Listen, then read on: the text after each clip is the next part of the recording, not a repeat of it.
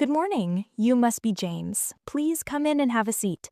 It is wonderful to meet you. Good morning. Yes, I am James.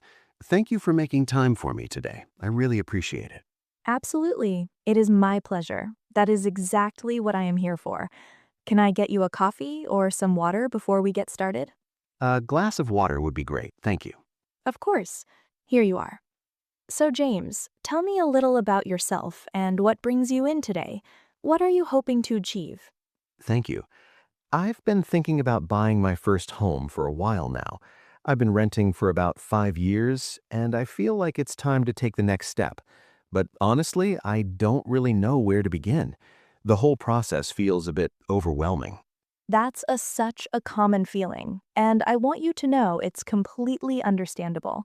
Buying a home is one of the biggest decisions most people ever make. The fact that you're here, doing your research and asking questions, already puts you ahead of a lot of first-time buyers. That's a really positive sign. That's reassuring to hear. I was almost embarrassed about how little I know. Please don't be. Nobody is born knowing how to buy a property. That's exactly what I'm here for. My job is to walk you through every single step so that by the time you make a decision, you feel informed, confident, and completely comfortable with it. That sounds perfect. Where do we even begin? The very first place we begin is with your budget. Before we look at a single property, we need to understand what you can realistically afford. Do you have a sense of your financial situation at the moment? For example, do you have savings set aside for a deposit? I've been saving for about 2 years. I have a reasonable amount set aside. I think it's enough for a deposit, but I'm not completely sure how large a deposit I actually need. Great question. The deposit is the amount of money you pay upfront when you buy a property.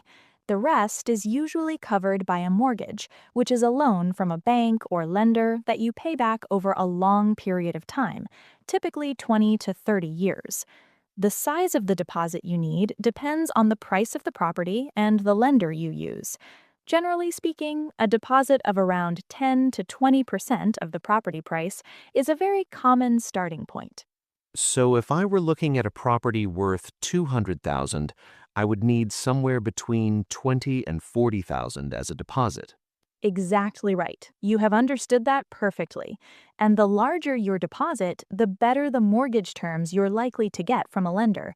A bigger deposit usually means a lower interest rate, which can save you a significant amount of money over the life of the loan. That makes a lot of sense. I hadn't thought about how the deposit size affects the interest rate. It's one of those things that's not obvious until someone explains it to you. And that's exactly why these conversations are so valuable before you start viewing properties. Can I ask what the mortgage actually involves on a day-to-day level? I know it's a loan, but I don't fully understand how it works in practice. Of course, a mortgage is essentially an agreement between you and a lender, usually a bank. The lender gives you the money to buy the property, and in return, you agree to pay them back in monthly installments over an agreed period of time. Those monthly payments include a portion of the original loan, which is called the principal, plus interest, which is the cost the lender charges you for borrowing their money. So every month I pay back a little of what I borrowed, plus a fee for borrowing it. That's exactly right. And over time, as you pay down the principal, the amount of interest you pay each month gradually decreases. It's a long-term commitment, but for most people, it's far more financially rewarding than renting, because at the end of the mortgage period, the property belongs entirely to you. That's actually a really clear way to explain it. I think I've been putting off learning about this because I assumed it would be too complicated to understand. Most people feel that way before their first conversation, like this one. The terminology can sound intimidating, but the underlying ideas are actually quite straightforward once someone walks you through them properly. I agree. It already feels less scary. Can I ask about the process of actually finding a property? How does that work? Once we have a clear picture of your budget and your mortgage options, we move on to what most people think of as the exciting part, which is actually searching for properties. At this stage, I'll ask you a series of questions about what you're looking for. Things like location, size, the number of bedrooms, whether you want a garden, how close you need to be to public transport or schools, and what kind of condition you would prefer the property to be in. That's a lot to think about. I suppose I haven't thought about all of those in detail yet. That's completely fine. Most first time buyers come in with a general idea and refine it as they go. The important thing at this stage is to start with your priorities. What matters most to you? If you had to pick the three most important things in your ideal home, what would they be? Location is definitely number one. I want to be within a reasonable distance of the city center, and I'd love at least 2 bedrooms because I work from home sometimes and need a dedicated space. And I think natural light is important to me. I want a home that feels bright and open. That's a wonderful starting point. Location, space for a home office, and natural light. Those three priorities give me a very clear picture already. I can already think of several areas and property types that would suit you very well. Really? That's exciting to hear. How many properties do people typically view before they find the right one? It varies enormously from person to person. Some buyers fall in love with the very first property they see. Others view 15 or 20 before they find the right fit. There's no right or wrong number. What matters is that when you walk into the right one, you know it. There's usually a very clear feeling. Has that actually happened with your clients? That they just knew? More times than I can count. It's one of my favorite parts of this job. You can see it on someone's face the moment they walk through the door of the right property. Something changes in their expression and their energy. It's genuinely wonderful to witness. That's a lovely thing to look forward to. Can I ask about making an offer? What happens when you find a property you want to buy? When you find a property you love, you make an offer, which is simply a formal expression of what you're willing to pay for it. The asking price is what the seller hopes to receive, but offers can sometimes be negotiated. Your offer can be at the asking price, below it, or in a competitive market, occasionally above it. Can you negotiate on price even with a private seller? Absolutely. Negotiation is a completely normal and expected part of the property buying process. As your agent, I would handle that negotiation on your behalf. My job is to get you the best possible price while keeping the transaction positive and professional for everyone involved. I had not realized the agent negotiates for you. I assumed I would have to do that myself. Not at all. Representing your interests throughout the entire process is one of the most important things I do. From the initial offer through to the final paperwork, I'm by your side every step of the way. That's genuinely reassuring. What happens after an offer is accepted? What does the legal process look like? Once your offer is accepted, the legal process begins. This is handled by a solicitor or a conveyancer, which is a legal professional who specializes in property transactions. They carry out what is called due diligence, which means checking that everything about the property is legally in order before the sale is finalized. What kinds of things do they check? They check the title of the property, which confirms that the seller legally owns it and has the right to sell it. They check for any outstanding debts or legal issues attached to the property. They review planning permissions and building regulations, and they carry out searches with local authorities to check for anything that might affect the property or its value in the future. That sounds thorough. How long does all of that take? The legal process typically takes between 8 and 12 weeks from the point of offer acceptance, though it can be faster or slower depending on the complexity of the transaction and how quickly all parties respond to requests for information. 8 to 12 weeks. That's longer than I expected. Is there anything I can do to help speed it along? The best thing you can do is respond quickly to any requests from your solicitor and make sure all your documents are prepared and ready to submit. Things like proof of identity, proof of income, bank statements, and your deposit funds being clearly documented can all make a significant difference to how smoothly and quickly the process moves. Good to know. I'll make sure I have all of that organized early.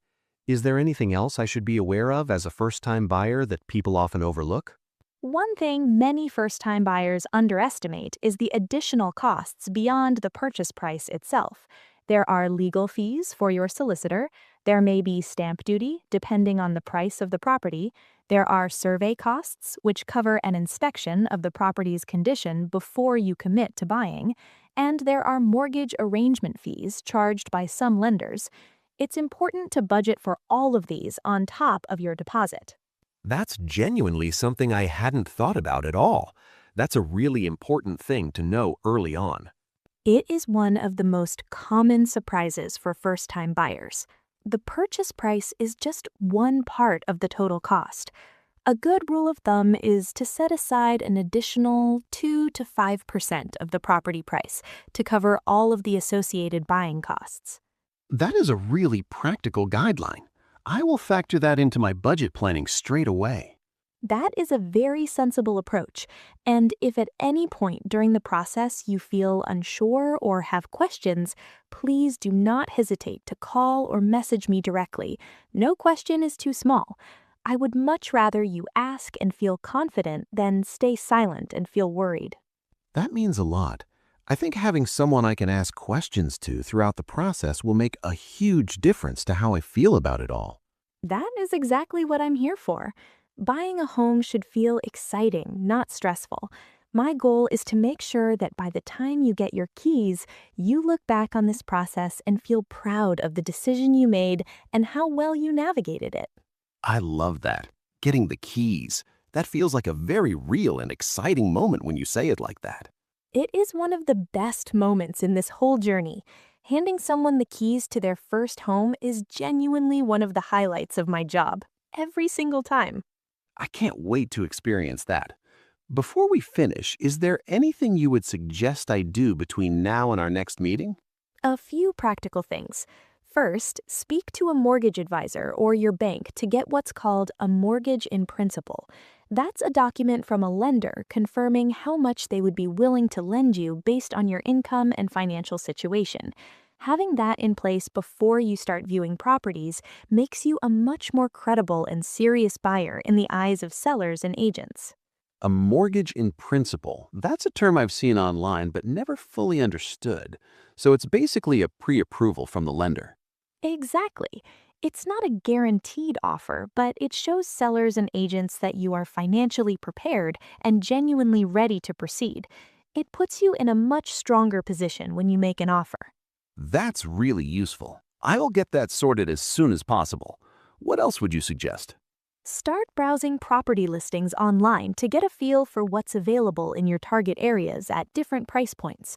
Pay attention to what you like and what you don't like. Take notes and think about what your daily life looks like and what the location of your home needs to support.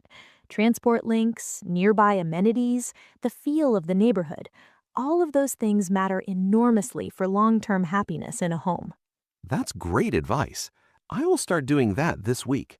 I feel so much more prepared already after just this one conversation. You have asked excellent questions today, James. You're clearly a thoughtful person, and that's going to serve you very well throughout this process. I'm genuinely looking forward to helping you find your first home. Thank you so much, Sarah. This has been incredibly helpful.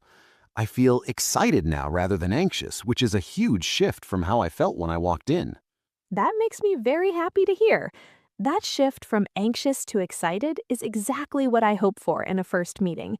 You're in great hands. Shall we schedule our next appointment before you go? Absolutely. I would love that. Wonderful. I'll get that booked in for you right now. Thank you so much for coming in today, James. This is the beginning of a really exciting journey for you. Thank you, Sarah. I really appreciate everything. I will see you soon. Take care. I look forward to it. Goodbye for now. Goodbye. Thank you again.